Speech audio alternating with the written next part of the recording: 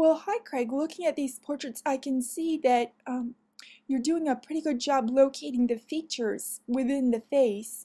Um, However, I am not persuaded that you're paying close attention to the assignment, the readings, and the extra posts that I'm leaving in the assignment and the extra information I'm giving out via announcements. Please study what it is we're up to. With the first one, this is not the method that's being asked for, and I'd like you to do one according to this modified contour line drawing method.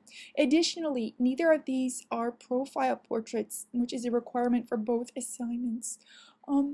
In the second, I like the way you're working with charcoal. I want you to check the near shoulder. Hi, Alonda, looking at the front edge of the first drawing there, along the brow, the nose, the lips, I can see that you've really got this method down. Of course, the texture in the hair is not what we're seeking in this sort of drawing, but I can see you understand the method.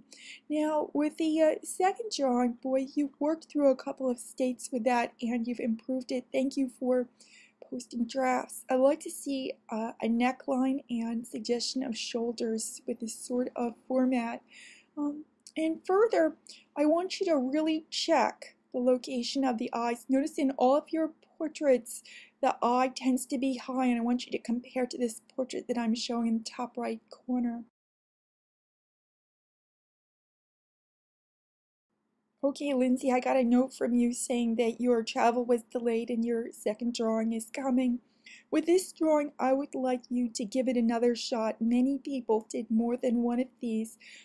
Actually, the assignment is calling for use of pen. However, if you've got a medium pencil that's fairly sharp, that might work too. I want you to follow contours precisely and not add any extra lines for shadow. This means going incredibly slow and correlating what your eye is seeing with what your hand is drawing, moving at the pace of an ant that's climbing over the very contours that you draw. Hi, Mike. I think that you're getting the idea with this modified contour line drawing in the profile format. These will do. This file is not named correctly. Please start all file names with your initials. I would like you to rename this one. Thank you. Matthew, you are giving us an eyeful, and these modified contour line drawings are among the best I've seen this session. You really have the method down. The one at the bottom is, in fact, a profile. Now, I am an admirer of this second drawing you've made. However, it is not a profile, and the assignment's calling for that specifically. I have asked others who presented a three-quarter view to revise their work or consider posting this for assignment 2 in week 4 and doing another one for this week's assignment. One thing about this drawing, so many things are so lovely, I'm feeling a little awkward about the way that the shirt just turns into a dark area of value toward the bottom. I think either use this Fumano method, which we're going to take a look at in this section of the course on figure drawing, that is, make the entire page dark and work from a sort of medium gray, lighter and darker, or just let the image dissipate naturally.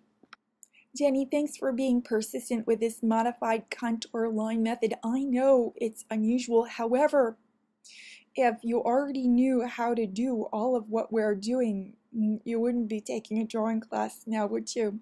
This is very important for learning to observe acutely. I'd rather favor that second draft that we see small on top. I think that might be your best example of this method. And I do agree with you. Your second work, the portrait of your daughter in grayscale, has really come a long way. It is very sensitive and dear the way it looks in its final state. Suggestions. I'm still concerned about the location of the ear. Generally, you'll see that the top of the ear is more or less across from the eyebrow, and the bottom edge of the ear, the lobe, is across from the tip of the nose. I wouldn't mind seeing a hint of the location of her back here. You have room for that on the page, and we do see her long hair at the back of her head. This is a good batch of work, Adam. I'm glad that you went and did a second version of the modified contour line drawing. This is far closer to what the method is asking for, though I do see a hint of stylization here still.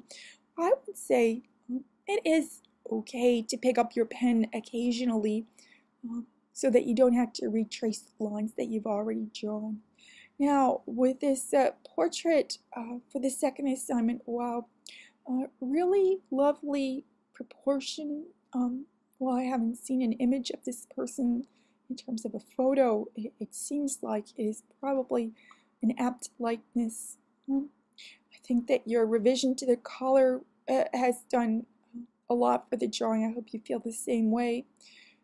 I wonder whether there might be more light and shadow on the hair as we see on the face. Let pattern of light and shadow be more important than texture. Hi, Later. You gotta send me a note if I'm not saying your name just right, okay? You have a great deal of facility with drawing portraits. I'm so glad that you went and gave the modified contour line drawing another shot, because what you have in the second version is far closer to what we need. Yet because this is a sort of drawing that really doesn't take long to do, it just takes a lot of concentration, I would like you to do a third. If you did get the method down in the second version, I feel that the technique, the results we're looking for have been buried under a lot of shading and hatching that you added later. This is not a value drawing, but instead a line drawing, and it is okay if it looks abstract. And as I was saying to Jenny, if this feels a little awkward, well, yeah, you're here learning to do something new, something perhaps you've never tried before, and new things will feel awkward. That's part of education. Now, let's take a look at the second drawing. Well, very beautiful in so many ways. I'm wondering about the slant of the separation between the lips. It might be something to check. And also the width of the head from the brow to the back of the head. Now that's tough to measure because the head is running off the page. And here you actually have room enough, had you planned perhaps a little differently, the head and all the hair could have been on the page, which is a good rationale for making a preliminary sketch on scrap paper, putting that on a window and taking your good sheet and tracing onto the good sheet just quickly the location of the composition. Very often I won't line up the two pages when I do that. I will take the page the final drawing will be on and center the subject on it or adjust the location of the subject to my liking. Hi Daniel, it's great to see these contour line drawings. Notice that in all the examples given, we are also seeing some interior contours too.